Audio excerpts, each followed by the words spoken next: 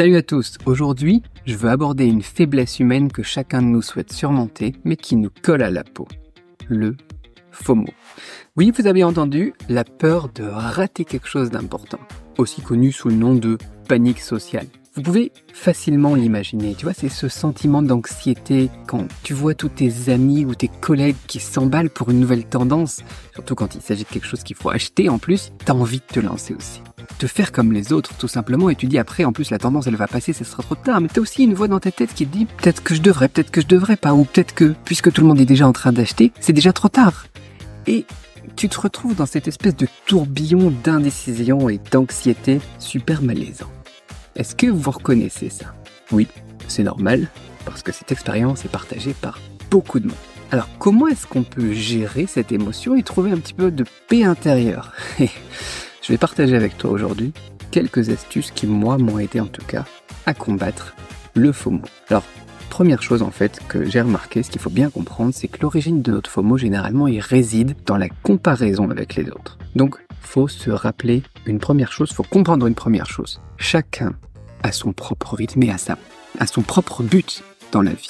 Vous précipitez pas pour aller faire quelque chose juste parce que quelqu'un d'autre le fait. Vous précipitez pas de poursuivre quelqu'un qui est en train de courir juste parce qu'il court et que vous vous dites tiens, il faut aller au même endroit que lui. Et ne vous moquez pas non plus de ceux qui semblent être derrière. La vie, c'est pas une course où on doit avancer et on doit devancer tout le monde. Chacun y va à son rythme, en s'améliorant sans cesse, sans se soucier de qui est devant ou qui est derrière. On est des animaux de groupe et on a tendance à justement vivre comme ça. Mais on est maintenant suffisamment malin pour pouvoir se contrôler et comprendre que notre seul adversaire, le vrai adversaire, c'est nous-mêmes. Ensuite, deuxième chose qu'on peut faire, c'est tenir un journal.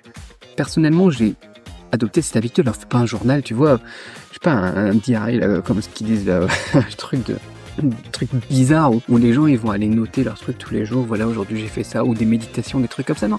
Mais juste prendre l'habitude de noter ce que vous faites en fonction des situations et pas forcément dans un journal, ça peut être très bien. Moi j'utilise beaucoup les outils de notes comme Notion et Evernote, tu vois. Donc personnellement, moi j'ai pris cette habitude il y a une quinzaine d'années, je suis pas du tout littéraire, j'aime pas écrire, etc. C'est vraiment des prises de notes même. Mais ça a tout changé, je trouve ça incroyable et c'est pour ça qu'il faut que je le partage avec vous. J'ai utilisé ça pour tout, pour mes blogs, pour l'import-export, pour mes process, pour créer des vidéos YouTube et mes astuces aussi pour être efficace dans l'apprentissage, tu vois, des langues. Tu sais que je parle chinois, je parle anglais, je parle un petit peu thaï, un peu japonais, j'ai fait de l'allemand, etc. Tu vois, passionné par les langues. Si t'as pas un endroit où tu vas mettre tous tes trucs pour voir qu'est-ce qui te permet d'être plus efficace, bah t'as du mal. Et puis, je vais parler de ma grand-mère, tiens, justement. Mais d'abord pour la crypto, bah, j'y note aussi les tendances. Tu vois, les tendances du marché, les projets, la gestion du risque. Et bien sûr, à chaque fois, mes émotions et réflexions en fonction des situations. Et donc voilà, comme disait ma grand-mère, une bonne mémoire, c'est toujours moins fiable qu'un mauvais crayon. Et ce processus d'écriture, en fait, il va t'aider à rester rationnel, à conserver une ligne directrice dans tes pensées. C'est comme de faire le ménage dans ton cerveau. En fait, ça te permet de trier ce qui est vraiment important et de garder les choses bien rangées. Et on va encore parler du 20-80 si tu veux, tu vois. Et le fait de bosser comme ça apaise considérablement. Le cerveau, en fait, il fonctionne comme ça. Et du coup, bah autant l'utiliser de la meilleure manière possible. Et c'est ça en fait. Tu vois, après avoir tenu ce journal, pendant un moment, vous allez sentir, vous allez voir votre esprit devenir plus clair, vos émotions devenir plus stables et surtout, vos décisions plus rationnelles, plus efficaces. Tenez un journal.